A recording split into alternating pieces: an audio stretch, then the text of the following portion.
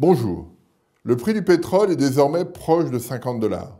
Au début de l'année, il était en dessous de 30 dollars, donc on a un mouvement d'appréciation qui est très marqué, très fort. La question qui est posée désormais est de savoir si effectivement le prix du pétrole va continuer de progresser. Alors on peut voir sur le graphique ici, sur le mouvement du prix du baril depuis quelques années.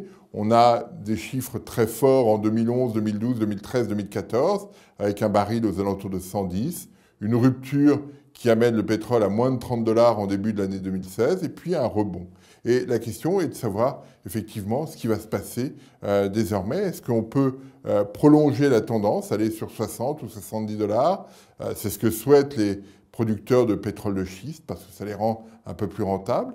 Mais ce n'est pas forcément effectivement ce qu'on pourrait voir. Est-ce que le pétrole pourrait revenir vers 30 ou 40 dollars? C'est ça la question qui est majeure. Et pour nous tous, c'est un phénomène important, à la fois pour le pouvoir d'achat qu'on va avoir. Un prix du pétrole qui rebaisse, c'est un prix de l'essence plus réduit, et c'est un facteur favorable sur le pouvoir d'achat. C'est aussi une inquiétude pour les banquiers centraux, parce qu'un prix du baril qui redescend, c'est une inquiétude sur l'évolution du taux d'inflation, qui est déjà négatif en zone euro et qui pourrait le redevenir encore un peu plus dans les prochains mois. Donc voilà, c'est cette question-là. Alors, premier élément, qu'est-ce qui a expliqué ce rebond depuis la mi-février à peu près du prix du baril?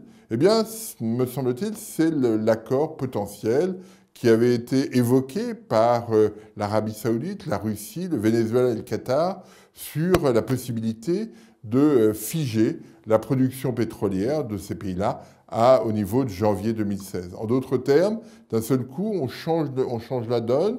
On était dans une situation d'excès d'offres. Il y avait trop de pétrole. La demande suivait difficilement. Et d'un seul coup, on dit, non, finalement, on va arrêter de produire davantage. C'était ça le message de cette possibilité d'accord entre les 4 pays évoqués. Ça a changé les anticipations. D'un seul coup, chacun a vu les choses un peu différemment. Et quand, à la mi-avril, cet accord n'a pas été signé, eh bien, l'impact a été très limité, très réduit, voire quasiment invisible, simplement parce que chacun avait modifié ses perspectives, ses anticipations. Alors, ça, c'est un premier phénomène. Il y a d'autres phénomènes qui ont joué et qui ont touché la dynamique de l'offre. Il y a eu ces incendies spectaculaires au Canada qui ont créé une incertitude et une réduction de la production au Canada. Il y a une réduction de production au Nigeria, il y en a eu en Irak, il y en a eu au Koweït aussi, avec une grève qui a duré quelques jours. Tous ces phénomènes ont créé les conditions d'une interrogation sur l'évolution de l'offre. En outre, dans le même temps, la production américaine a commencé à baisser un tout petit peu. Sur un an, elle est quasiment à 5% en dessous de ce qu'elle était il y a un an. Et donc, on a le sentiment, on peut avoir le sentiment que progressivement, l'excès d'offres par rapport à la demande va s'estomper et on reviendra dans un marché plus normal. Alors, ça, c'est ce qu'on voit d'un côté, du côté de l'offre, et du côté des facteurs pouvant limiter l'offre. Par contre, on a d'autres éléments à prendre en compte. Le premier, c'est qu'après l'absence d'accord à la mi-avril entre l'Arabie Saoudite et les autres pays, eh bien, l'Arabie Saoudite s'est remise à produire de façon importante. Donc, elle compense en partie cette offre insuffisante des autres pays.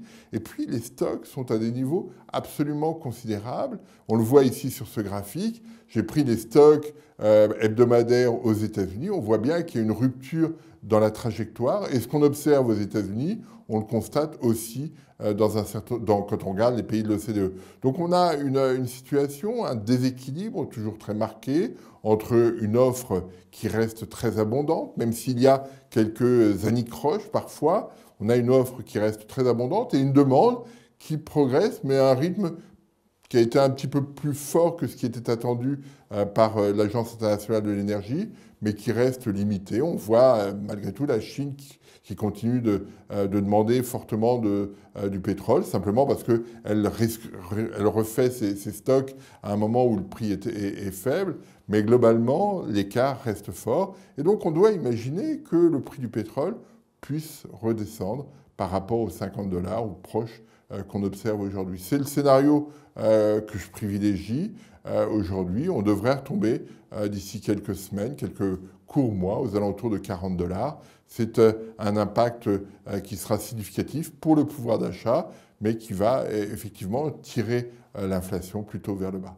Voilà en quelques mots ce qu'on pouvait évoquer sur cette question. Je ne crois pas à une remontée du prix du pétrole à 60 ou 70 dollars de façon durable. Je pense que l'excès d'offres va continuer et va tirer les prix vers le bas. On retrouve en ce début d'année un peu ce qu'on avait connu au début de l'année 2015, des pressions fortes à la hausse du prix, mais compte tenu du déséquilibre entre offre et demande, eh bien avec des stocks très importants, ce déséquilibre se traduit in fine par une baisse de prix.